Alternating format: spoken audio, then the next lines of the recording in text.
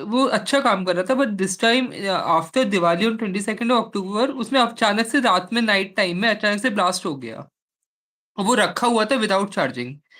और उसके साथ मतलब वो जनरली ये था कि ड्रॉज के ऊपर हम दो मोबाइल और एक आईपैड को रखे हुए थे, तो उसके साथ जो आईपैड था वो भी अफेक्ट हुआ है। अब हुआ क्या कि मैं झांसी में सर्विस सेंटर में गया, मैं वैसे दिल्ली में रहता हूँ, तो जो उसका बॉक्स था वो दिल्ली में ही रखा था। तो मैं झांसी सर्विस सेंटर गया तो उन्होंने बोला कि है ना, जब तक IMEI नंबर नहीं होगा तो मैं इस पे असेस नहीं कर पाऊंगा। फिर हम्म। मैंने उसका IMEI के लिए इनवॉइस निकाला अमेजोन से, क्योंकि बुक किया था, तो अमेजोन वालों ने उस पे इनवॉइस के ऊपर भी IMEI मेंशन नहीं किया। तो ओ। पहली गलती तो वहां हुई कि अमेजोन वालों ने मेंशन नहीं किया। तो उसमें मुझे, जब मैं दिल्ली आया तो मैं दिल्ली का जो IMEI लेके मैं उनको सर्विस सेंटर पे मोबाइल डिपॉजिट करने गया अराउंड 10th ऑफ नवंबर को।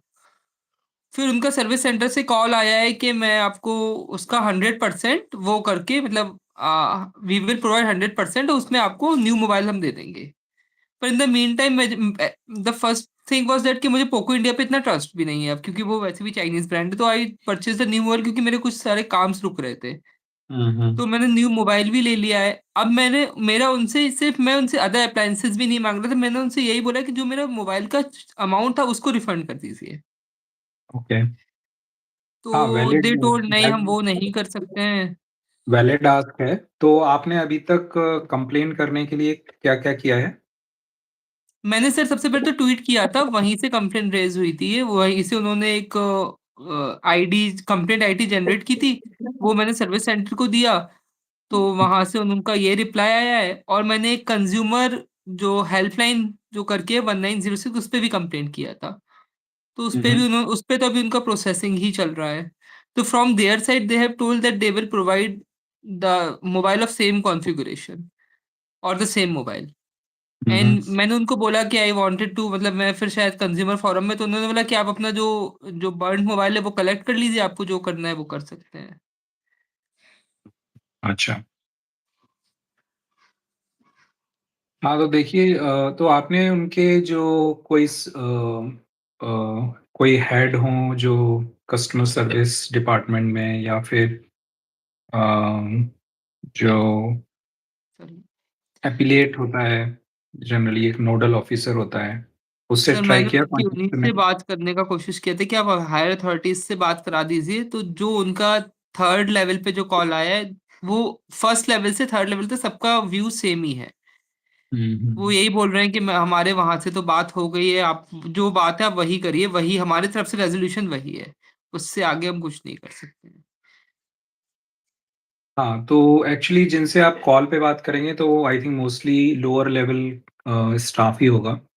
हम्म। और तो आप पहले तो जो एनसीएच में कंप्लेन किया है वो अच्छी बात है, आपने पहला स्टेप वो सही लिया है। और दूसरा आप क्या कर सकते हैं कि जो उनकी वेबसाइट से आपको अगर नोडल ऑफिसर मिल जाए, या इंटरनेट से सर्च करें, हम्म। जो उनके नोडल ऑफिसर होते हैं, उनको एक ईमेल करिए। और उनकी हायर अथॉरिटीज जो भी हैं, वीपीज हैं कस्टमर सर्विस, लिंक्डइन से जरा उनकी वो निकालिए आईडीज वगैरह, और ओके। फिर आप उनको कांटेक्ट करिए ईमेल के थ्रू। तो जो कॉल पे बात होगी वो थोड़ी ऐसी ही होगी, जो ईमेल पे बात होगी ना वो आपका प्रूफ होगा और आपके आगे काम आएगा। सर वैसे तो मैंने उनका ना जो ट्वीट किया है उसमें मैंने पोको इंडिया, पोको ग्लोबल और पोको टीम, जो उनके तीनों पोको के ट्विटर हैंडल्स हैं, प्लस जियोमी, सारों को टैग किया है। तो हाँ। आई थॉट कि शायद वहां से रिप्लाई आना चाहिए, पर वहां से भी वही उनका मेन वही रिप्लाई आ रहा है कि ना, आर टीम विल कोऑर्डिनेट, और टीम से जो कोऑर्डिनेट करता है वो भी यही बोलता है कि हमारी तरफ से रेजोल्यूशन हो चुका है। हाँ, तो वही वही मैं बता रहा हूँ। तो ये जो है ये जेनरिक सपोर्ट है, जो ट्विटर पे या फिर आपको कॉल पे जो मिलता है। लेकिन आपको पहुंचना होगा किसी हायर अथॉरिटी के ऊपर जो डिसीजन मेकर हो वहां पर, और उसको आप ठीक है। जब ईमेल करेंगे तो वो एक रिप्लाई कर सकता है, और वो एक डिसीजन ले सकता है कि ठीक है इनका रिफंड कर दिया जाए। और उसके साथ साथ आप ये भी कर सकते हैं कि ejagrati.gov.in आई थिंक पोर्टल है, हम्म। हम्म। जो कंज्यूमर कंप्लेंट या कंज्यूमर केसेस फाइल करने के लिए है। हम्म। उसमें भी आप बनाकर आप अपना एक सबमिट कर सकते हैं पूरा फॉर्मेट, और उसके किस तरह से करना है वो काफ़ी सारे वीडियोज़ पड़े हुए हैं ऑनलाइन। तो वो आप देख के और उसमें भी कर दीजिए और उसमें आप अच्छी बात ये है कि आपको जाना नहीं पड़ेगा कंज़्यूमर कोर्ट में जनरली आपको